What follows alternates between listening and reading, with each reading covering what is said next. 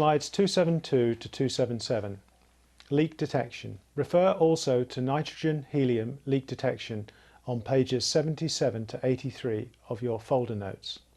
Following flushing, and closely linked to cleaning and drying processes discussed earlier, is leak detection. This occurs after the handover from construction to commissioning, follow completion of all remaining Category A punch list items in that system.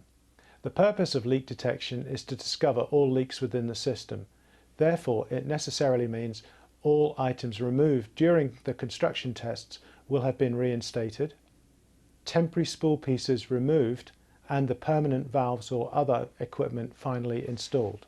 Test pressures, test media, and test duration will be stated in the B check sheets, specifically modified to match the parameters of the system being tested. At specification changes in the system, where operating pressures change, isolate the higher pressure parts and progress to establish the integrity of that part of the system operating at the lowest pressure. Progress the system test on the higher pressure parts of the system until the system has been completely tested. A great deal of visual inspection will be needed by the commissioning team to check for leaks. With pneumatic testing, test joints with soapy water.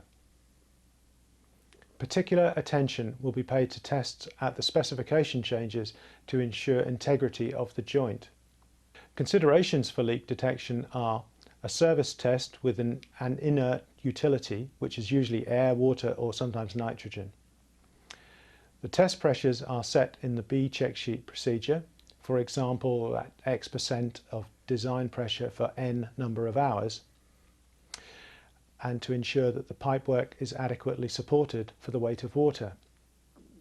Ensure there are vents at the high points and drains at the low points with relief valves installed.